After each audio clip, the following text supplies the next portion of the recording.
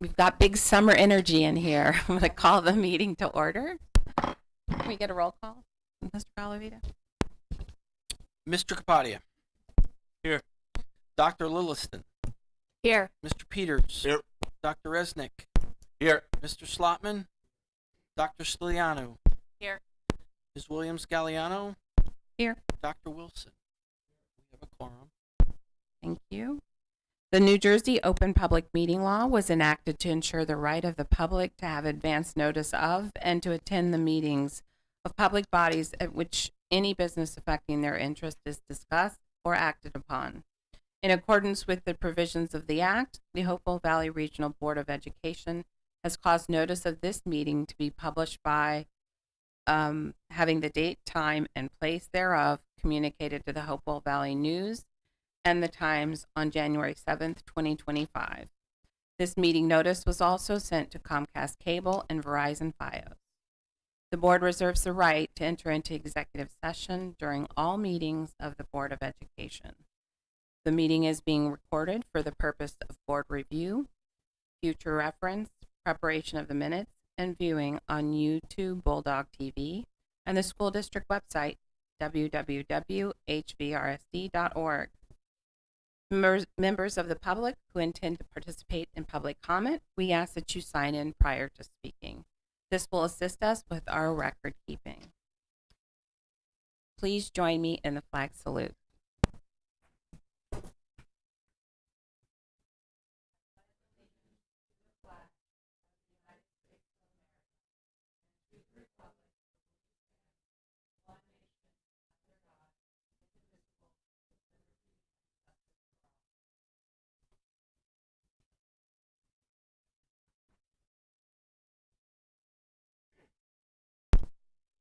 I need a first and second to approve the minutes for the June 16th meeting. Motion. All in favor? Aye. Any opposed or abstaining? Seeing none, minutes are passed.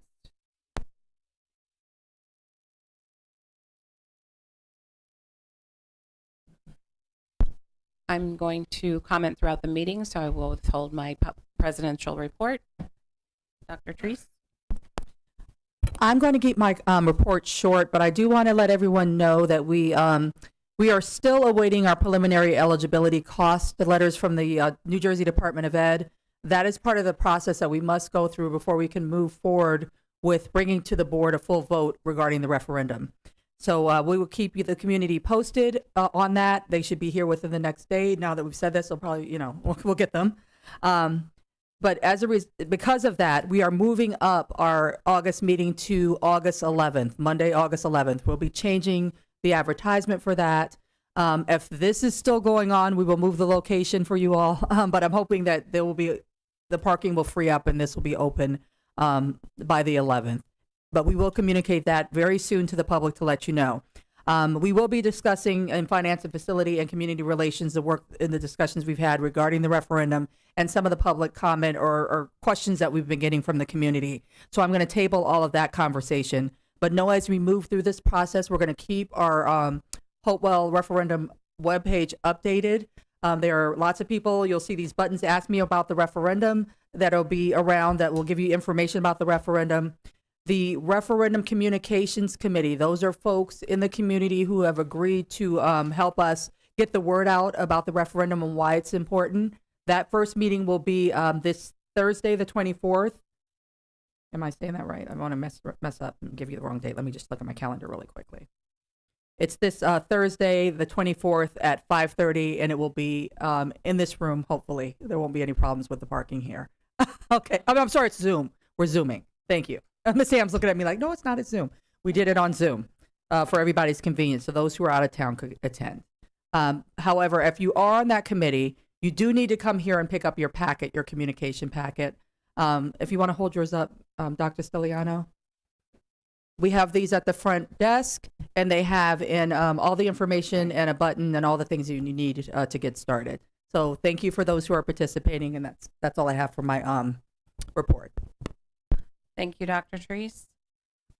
So we quickly go into public comment. So we're going to have our first public comment. Members of the public are invited to address the board on any matter for a maximum of 3 minutes during this portion of the meeting. You're asked to state your name, address, and municipality. In response to your comments, the Board of Ed may respond or direct the superintendent to do so. The board may also opt to take the matter up at a future meeting so that the matter is researched by the district administration. Members of the public who intend to participate in public comment, we ask that you sign in prior to speaking. This will assist us with record keeping. Thank you. Public comment is now open. And just a quick reminder, I'm the timekeeper for the day, so yellow means you have 30 seconds left, and red means your 3 minutes are up. Thank you.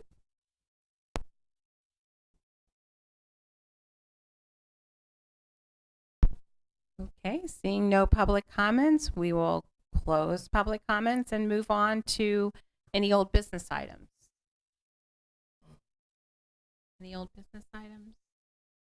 Okay, seeing none, I need a first and second to approve all consent agenda items marked with an asterisk.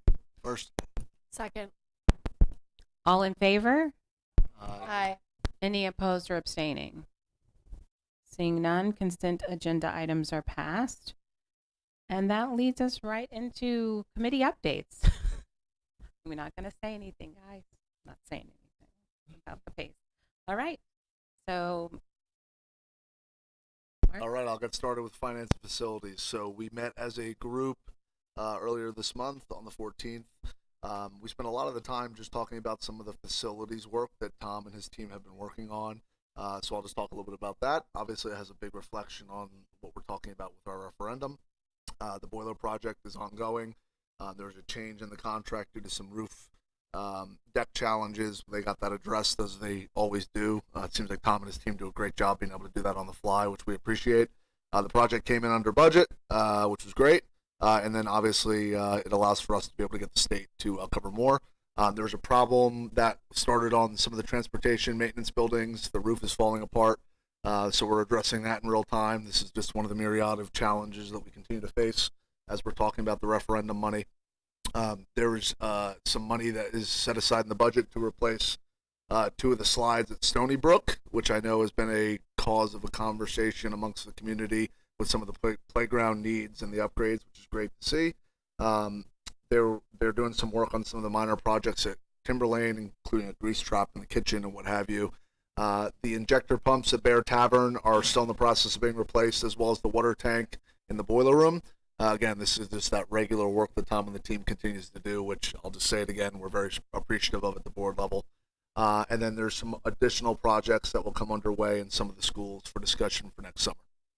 We then spent the other part of the meeting talking more about the referendum and talking a little bit about what we just alluded to with not getting the letters from the state yet, which isn't ideal for the timeline, but we're going to continue to make amends and appreciate Dr. Therese and Bob Colavita and team to be able to do that in real time as we're trying to work through this together. And then we spent really the back half of it talking a lot about the referendum and about the communications, and I would say the regular cadence of communication that most of the board members on the finance committee and elsewhere are having with people in the community, just talking about how they're feeling about it, and that's been helpful. So other than that, there's no questions. We do have go ahead. Just one clarification.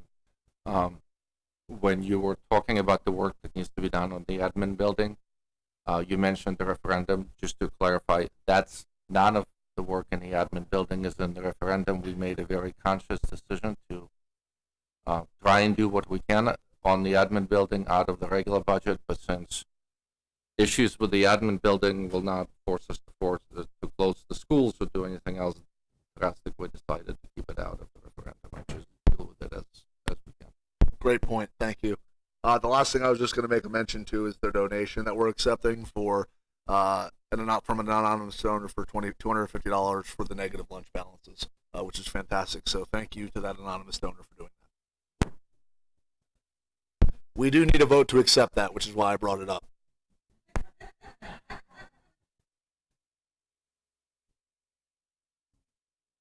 Motion. First and second. Motion. Second. All in favor? All in favor? Aye. Aye. Any opposed? Hope not.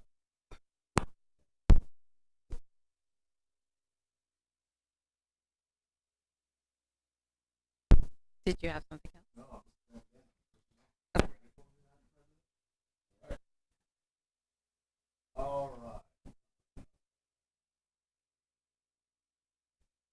Okay, so as always, we met as a personnel committee prior to this meeting, which is always a fun time because we can set it up with this meeting, and it's very helpful for many schedules.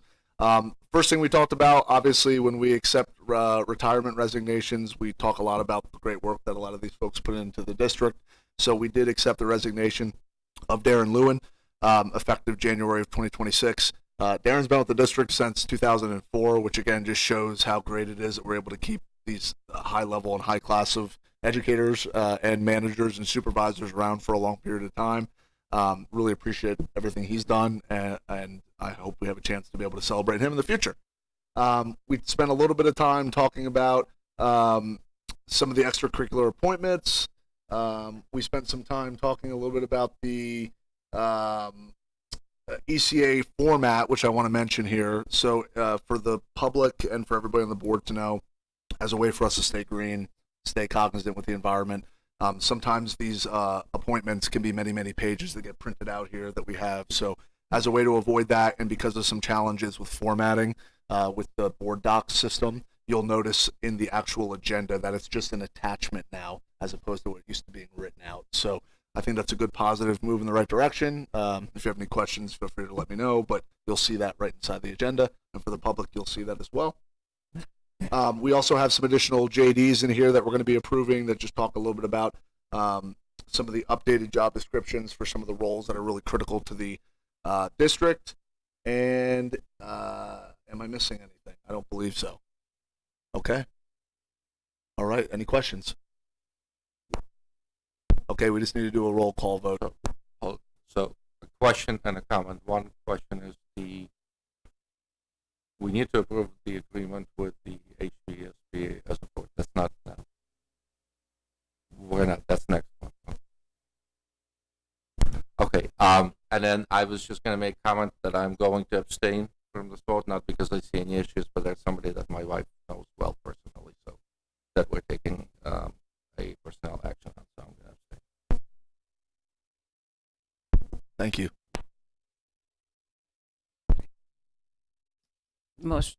So I need first and Summertime. Can I have a motion, a first and a second? Motion. Second. Oh, all in favor? It is. Now, roll call. Mr. Kapadia. Yes. Dr. Lilliston. Yes. Mr. Peters. Yes. Dr. Resnick. Mr. Slotman. Aye. Dr. Stiliano. Yes. Dr. Wilson. Ms. Williams-Galliano. yes, Motion carries. wonderful. Okay, moving on to education.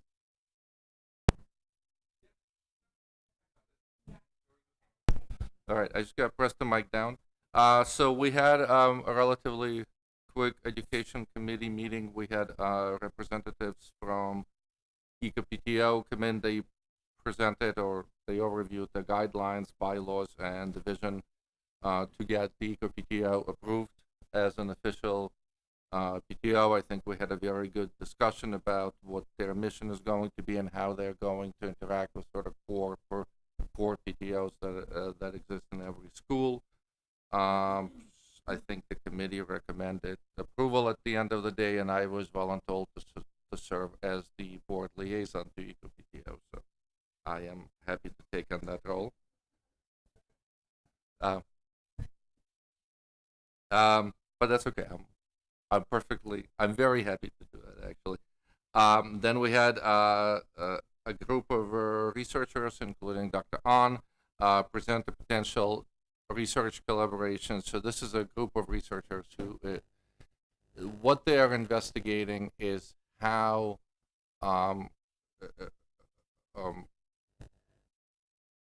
Asian and Pacific Islander issues and history, background, culture are being taught and dealt with across public schools all over the United States. They're not pushing anything into the schools. Their goal is to understand and then eventually, hopefully, make some proposals. They asked for permission to work with some of our teachers and interview them, potentially work with some of our the students. The committee was positive about it. We asked for the things that we usually ask when something like that happens, which is the details, the specific parental consent forms that are going to be sent out to the student families and stuff like that. But once that, and I think that was sent over, so once that's reviewed by everybody, I mean, barring any issues, we should be good to go. And then we had some regular business. There were some book approvals for English 4 that went through.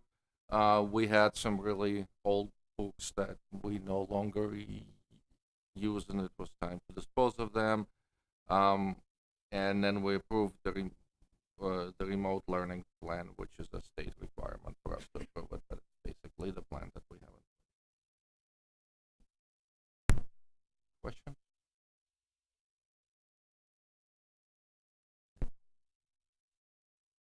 Okay, seeing no additional questions, we'll move on to community relations.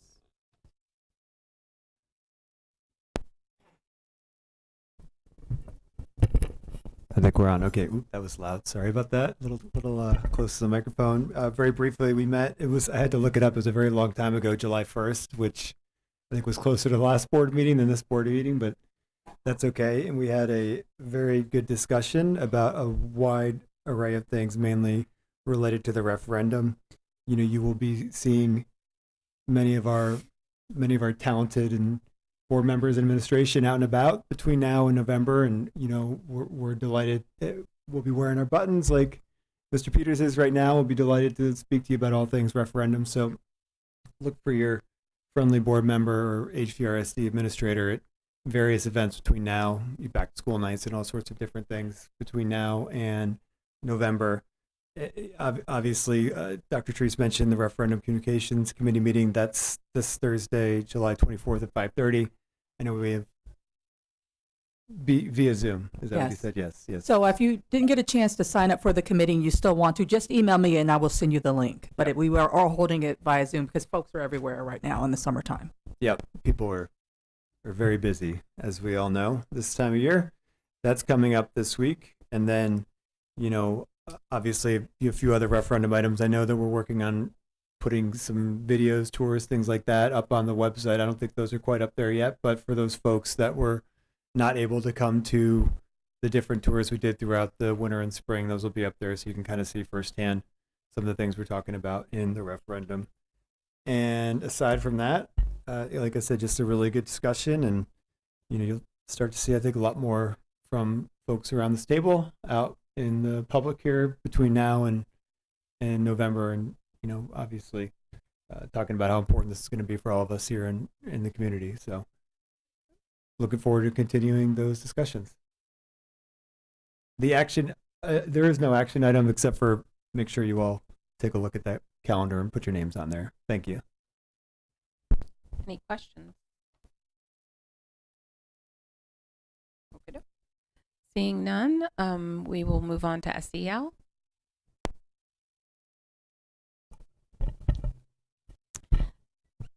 So we discussed our principals, actually went through training and met with staff on the Character Strong Tier 2 intervention process. That occurred 2 weeks ago. We also discussed that we're coordinating topics and parent workshops, and specifically we'll be working with our Rutgers clinician to come up with a theme and quarterly workshops that she will facilitate to parents and families in the community. And then we spent the remainder of our time talking about universal preschool. I actually attended a meeting at the state last week. And this year, the universal preschool grant is what is considered and called a cost share, which means that, I'll use the example that they used. They gave a district per pupil rate was at 16,000. And the universal preschool grant, if the district received the grant, could get up to 8,000, which means that the district is responsible for the other 8,000. And we have up to 15 students per classroom, up to 6 classrooms is what would have, 5 to 6 classrooms is what we would have if we transitioned. So we were looking at a cost share where the district would be responsible for close to 600,000, around 600,000. And one of the questions that we discussed in the meeting was how does a district do that when the budget has already been cut? And the response was that we could take it out for tax levy. So because of all of this, our district has decided that we will not be pursuing the universal preschool grant for the 25-26 school year. However, we do feel there's a need, and I'm going to be working with a team to explore options because I think it does need to happen, but we can do it in our time and do it thoughtfully. And hopefully I'll have some more information as the year progresses, and we will be able to at least begin to offer that full day option in future years. Any questions? Okay. Seeing none, we'll move on to government relations. Mr. Kapadia? The Government Relations Committee met on July 7th to continue moving forward its agenda of engaging local, county, and state government. We are proud to share a historic milestone. For the first time in our district's history, we have successfully secured a direct line item appropriation in the New Jersey state budget. Thanks to the advocacy of all of our legislative partners, especially Senator Shirley Turner, the FY26 state budget now includes a $125,000 appropriation for a fully ADA accessible playground at Bear Tavern Elementary School. This allocation, which has now officially been signed into law by the governor, will fund half the projected cost of the playground, with the remaining share being supported by the district and philanthropic partners. This moment is the culmination of more than 8 months of work. When we established the Government Relations Committee last December, our goal was simple: to build stronger relationships with local and state government and explore new ways to bring resources into our schools. We studied what peer districts were doing, we identified a high impact project, we made the calls, wrote the memos, built connections, and all of that hard work paid off last month. And I just think it's important to take a second to realize that this isn't just a win for our students with disabilities. It's a win for every family that believes public schools should reflect the values of equity, access, and dignity. It's a win for good governance in a time where, especially in where we are with much of our local government, we need to see some more collaborative leadership, some more centering around the folks most affected by the policies we're pursuing. And I'm just very grateful to not only have so many partners outside of our boardroom to be helping us with this, but also so many partners right here around the table that have supported me in this endeavor every step along the way. And just for more background, the new playground will replace an outdated wood fiber surfacing and inaccessible equipment that you can see at the front of Bear Tavern with an inclusive ground level structure and safe poured rubber surfacing designed for children of all abilities. This ensures that no student is left on the sidelines of play. And I know that's been something myself and Ms. DiNardo have talked a lot about, and we're very happy to see this project come to fruition. I also want to take a second to point to the fact that this is a clear example of how our board is responding to the very real fiscal realities we face. In a year when we are coming back to voters with a sizable but necessary bond referendum, this initiative shows that we are doing everything in our power to bring in additional dollars for our youngest learners. And in doing so, we're helping reduce the financial burden on local taxpayers by offsetting costs that would otherwise fall entirely on our community. And we're doing all of this for a very high impact project that our families will feel in the coming years. We're grateful to Senator Turner for her leadership in submitting our request, to Assemblyman Varelli and Assemblywoman Reynolds-Jackson for their partnership, and to Board President Williams-Galliano, Superintendent Treese, Principal Billy, and Dr. Stiliano for their support throughout the entire process. We also want to thank Mr. and Mrs. Waller and the First Day of School Foundation for their willingness to help identify additional funding for this project. They're really making this the funding we got from the state was one half of the puzzle, and they're giving us a sizable portion of what's left. This committee was founded on the belief that advocacy doesn't end at the classroom door, and this accomplishment proves what's possible when we extend our voice beyond it. So I'm very grateful. And that's actually only first half of the update. We have another exciting update. In addition to celebrating our state budget appropriation win, the Government Relations Committee is also excited to share an update on our county level engagement efforts. Earlier this month, Superintendent Treese, Board President Williams-Galliano, and myself met with Mercer County Executive Dan Benson and members of his senior staff to discuss potential cross-district collaboration aimed at addressing school-level segregation in Mercer County. As I've emphasized in previous meetings, Mercer County is among the most segregated counties in New Jersey, especially within our public school system. And our belief is simple, that we must do more to break down these invisible walls and create opportunities for students across districts to learn with and from each other. The meeting was incredibly productive. We explored early stage ideas for county-facilitated joint programming, including a young audiences cultural music education performance shared among Mercer County districts.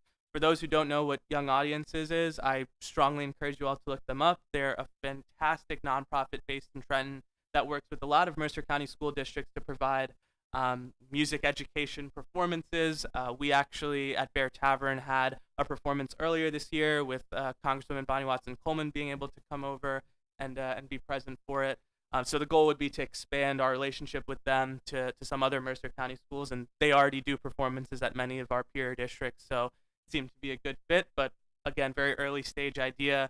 We also talked about joint leadership activities and trainings for our high school peer leaders, and additional cross-district engagement opportunities that will allow students of all backgrounds to socialize, build empathy, and grow together.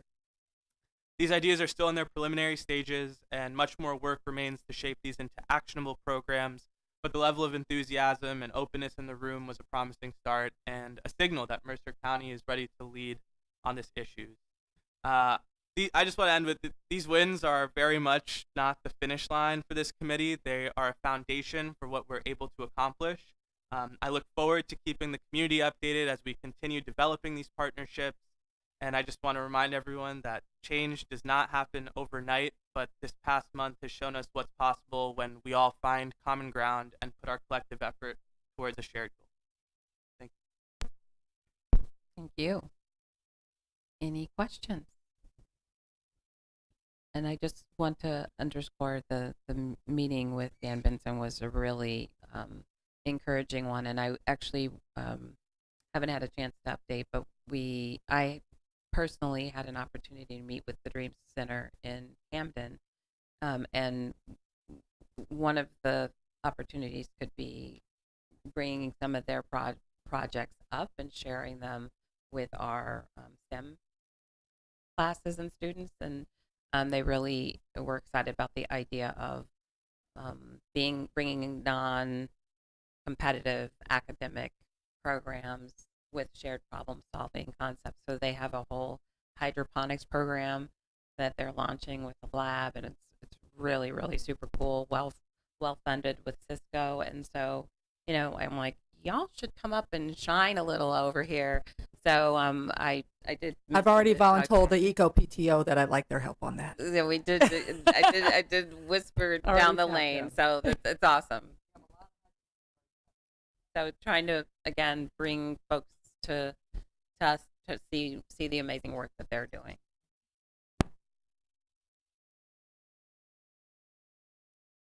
Okay, moving on. Let's go ahead and move on to policy, because all of our consent agenda items are covered in the routine information items. Okay, and that's a tough act to follow. So I do want to thank Mr. Kapadia. I think this has been an amazing effort. I really want to applaud you for really thinking about creative ways to bring these fiscal resources to our district, especially in the environment we're in.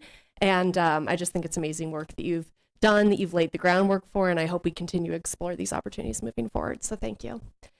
So the policy committee met on June 30th. We were joined by our high school principal, Miss Riley. We reviewed 3 policies and 2 regulations. So Ms. Riley actually joined to discuss policy 5460, which lays out our high school graduation requirements. We're going to bring that for first read next month. But broadly, we discussed a new graduation requirement, which requires under state law the district to have each student or a student's parent, if applicable, complete a financial aid application for college. So you might know that as the FAFSA. And that's a prerequisite for the student to receive a high school diploma, but there is sort of a waive out process for that. We're also working with Ms. Riley in order to determine if we want to incorporate additional requirements for graduation, but we'll share more about that next month. So can I have a motion and a second to bring policies and regulations 7441, electronic surveillance in school buildings, and 5533, student smoking, up for first reading? Okay, great. So first up, we have electronic surveillance in school buildings and on school grounds. So just as a little bit of background here, this policy and regulation authorize the use of electronic surveillance systems in school buildings and on school grounds to enhance the safety and security of school district staff, students, and community members.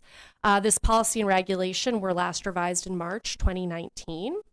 So state law requires that any school district that is equipped with video surveillance equipment and is capable of streaming live video wirelessly to a remote location to enter into an MOU with law enforcement to provide them with the ability to activate the equipment and view the live streaming video. So this does apply to our district. We do have some live stream surveillance, and the police do have access to this system in case of an emergency. So what the revisions that you see here do is that they add a clarification, which really says that this should only be done in an emergency situation. So we're making clear that law enforcement do have the right to access this live streaming, but that it really only can be done within an emergency situation. On the regulation document, you'll see that the district is provided with a few choices under section F. So we have to indicate if the videos that we record need to be viewed by someone else. We have to indicate who does the initial viewing of the recording, who decides who can access the recording. And in both cases, we're recommending that the building principal do this with notification to the superintendent. We've also indicated that a written log should be kept of who views the recordings and that these should be kept by the superintendent or a designee. Does anybody have any questions or anything to add about that policy and regulation? I have a few questions. Yes. I've lived in some countries that have very specific surveillance of people, and it impacts the privacy and the directive quality of life. I'm just curious how we're not going to use this, or how we're going to limit this system so that it doesn't interfere with people's private lives and private, interaction. Sort of.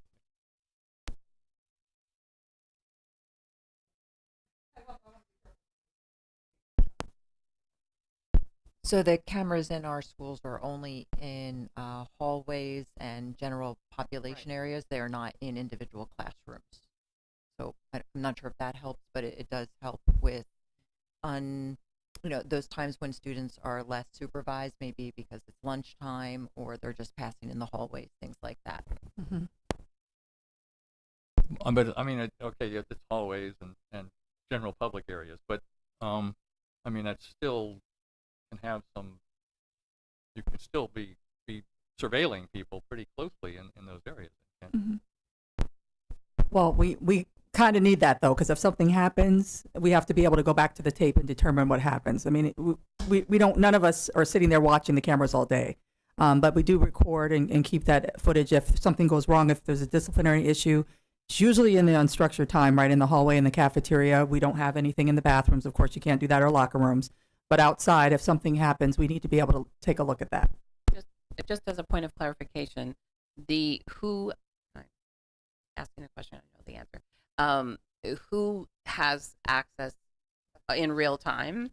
This policy is related to who outside of the school has access, but I think to answer the question, it would be helpful to know who has live access. So live access is currently the principals, the campus safety officers, myself, and technology, and the vice principal. That's the only ones who have live access. The police have it when we reach out to them. We have an MOU with them, or in reflection on looking at an event. If there was some sort of emergency situation, they would be able to patch in to see, to help out in that emergency situation. It's just that I didn't see any limitation of use. That's all. I mean, yeah, I understand that. Yes. And I trust you all. Yes, it's the administrators that have access to it. But I just didn't see any kind of legal limitations on the kinds of surveillance you can use. Can I just get a I think that would be a different I think the question is that would be a different policy in terms of administering. Well, in this case, it's specifically related to external access in emergency. So it does specifically designate who and for what and why they're in there. So I think what my point is there may be a different policy that addresses your issue. And what you're saying is, if I'm really interested in this, I better go look at the other policies.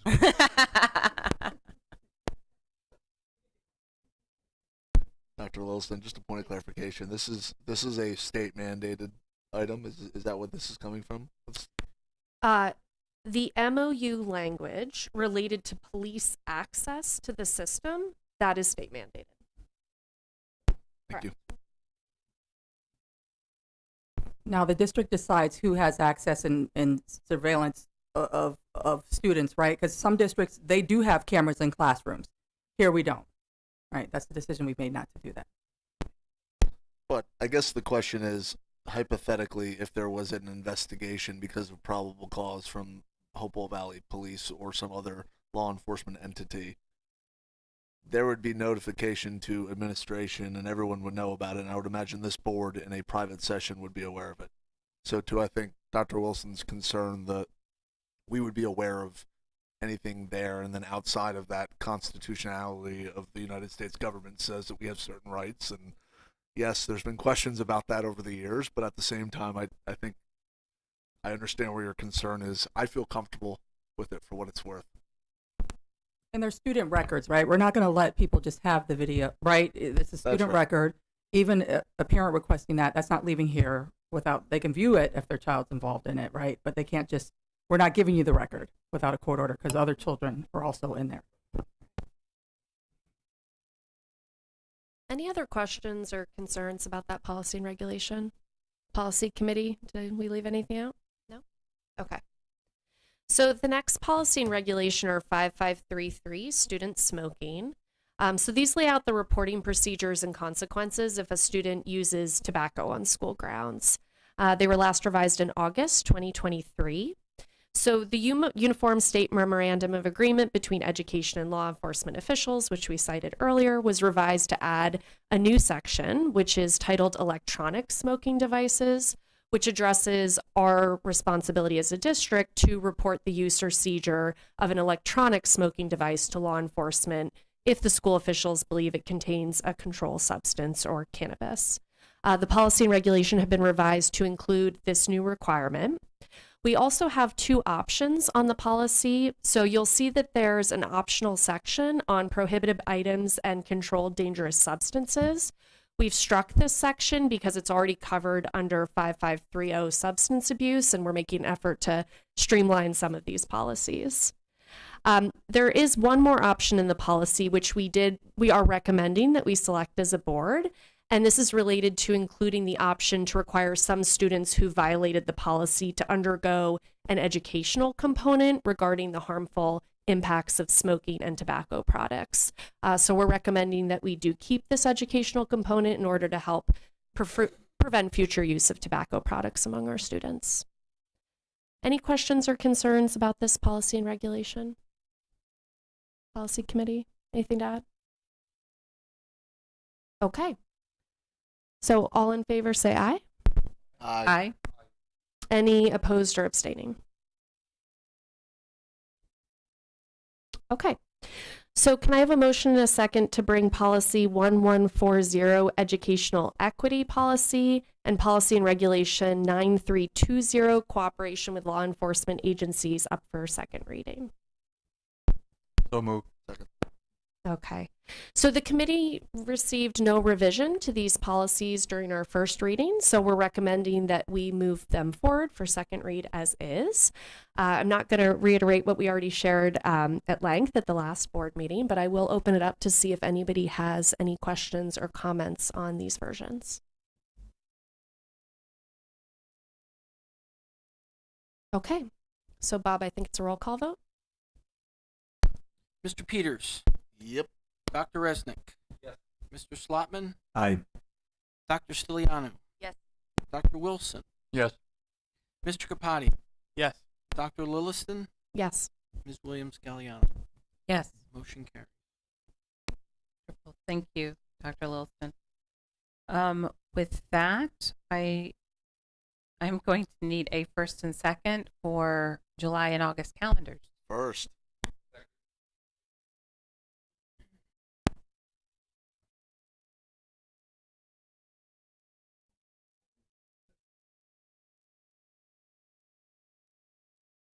Just start off with personnel. Move them all up a week.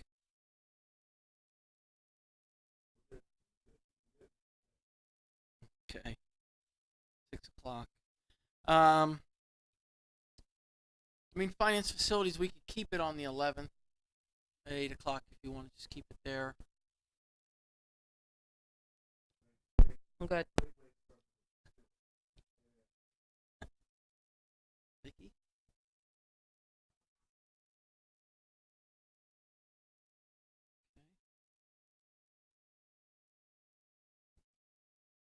Okay. SEL policy, government relations. SEL, how is August 7th at 8 a.m.?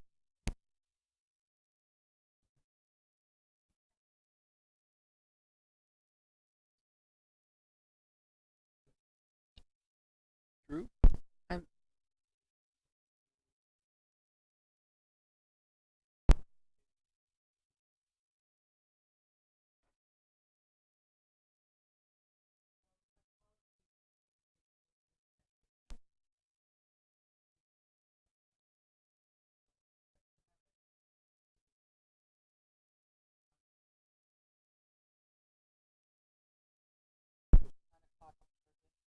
That won't. I have a conflict, but.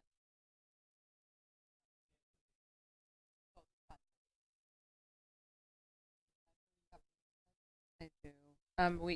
I could do 9:30. Hop off.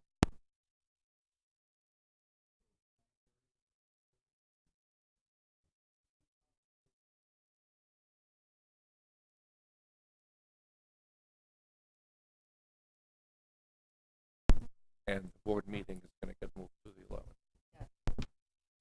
We didn't do community relations, but perhaps that's because I'm easily forgotten.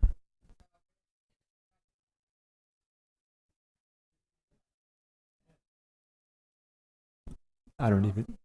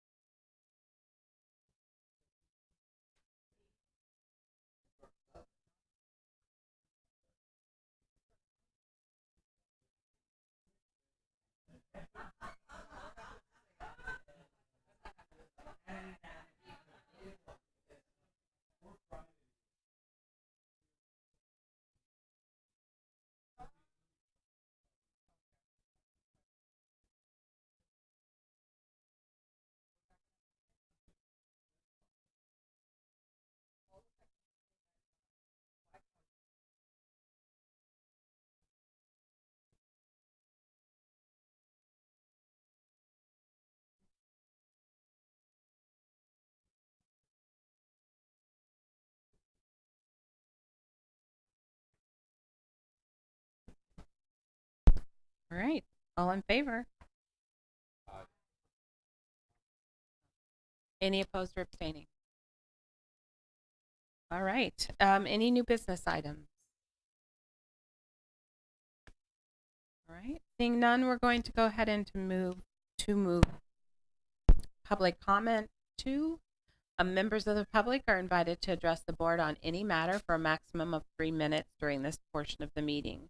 You're asked to state your name, address, and municipality. In response to your comments, the Board of Education may respond or direct the superintendent to do so. The board may also opt to take the matter up at a future meeting so that the matter is researched by the district administration. Members of the public who intend to participate in public comment, we ask that you sign in prior to speaking. This will assist us with our record keeping. Public comment is now open.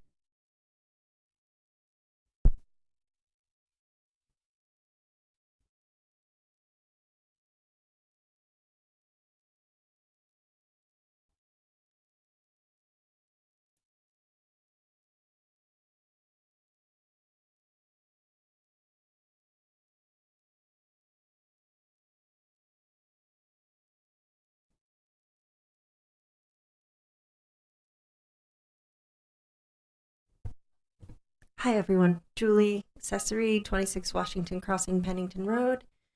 Here as a representative from the EcoPTO. We wanted to just extend our gratitude and thanks for everyone for taking the time to work with us and hear what we had to say. And we're just really looking forward to a long and fruitful relationship with the district. And we're excited to see what we can do. So thank you, everyone.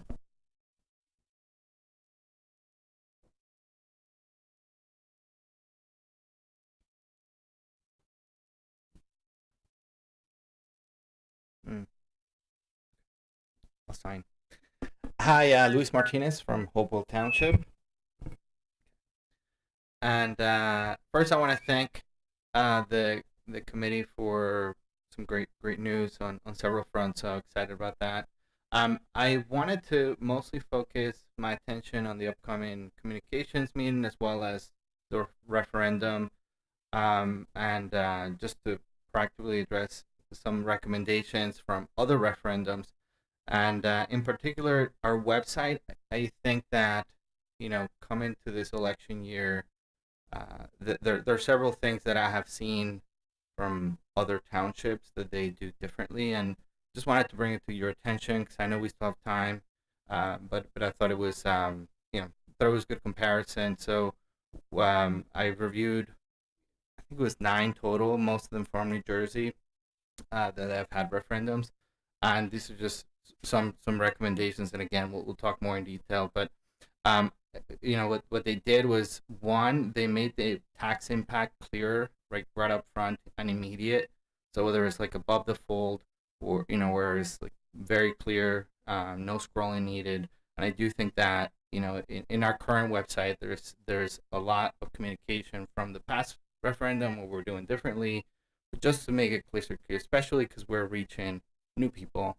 I thought that was needed. The other one, second recommendation, was the tax calculator. I'm sure that maybe that came up in the past, but that was something that several of the 9 had come up. I don't know how feasible it is, but that was easy. I saw in the last communications meeting you shared a school by school overview, but I don't see that on the website. I'm looking at other websites that do make that more transparent.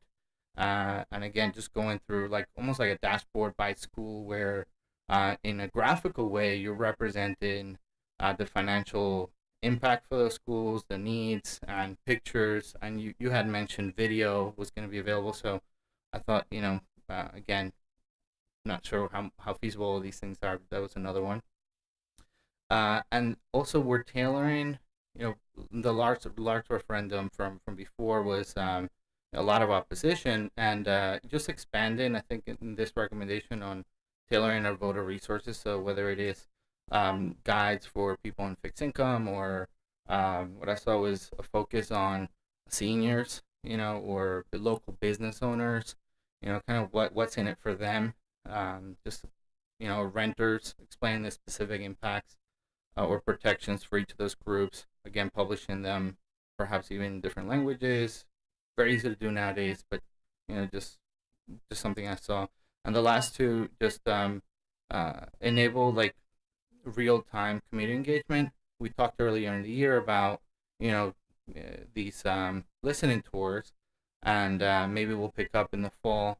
But I thought the just essentially posting maybe some top questions from the community and allowing maybe additional listening just to address upfront some of the misinformation that may happen as we get closer to the fall. And the last one is really emphasizing the fiscal transparency, just clearly illustrating, again, with visuals, less text, on the interaction between the local contribution, the outside funding, taxpayer savings, all of those things. I think it's great for what I have seen in other ones, but it's something that I think I know you have, but we need to.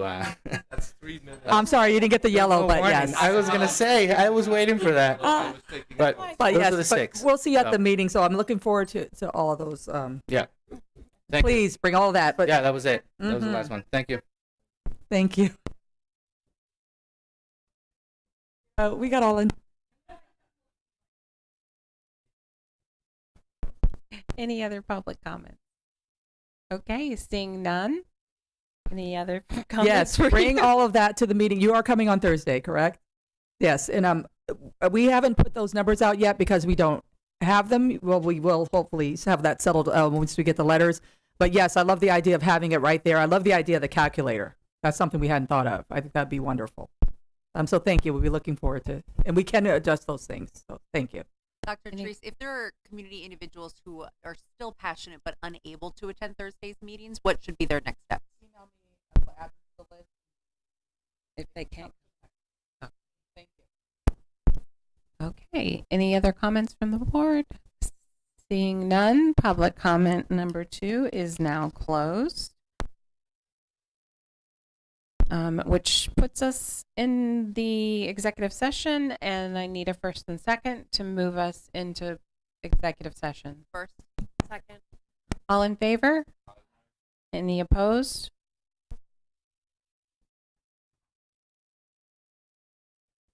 For the public's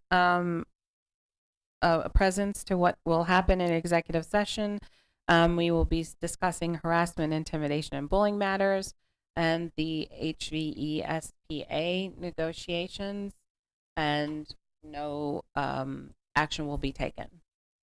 So thank you all for joining us, and we'll see you next month.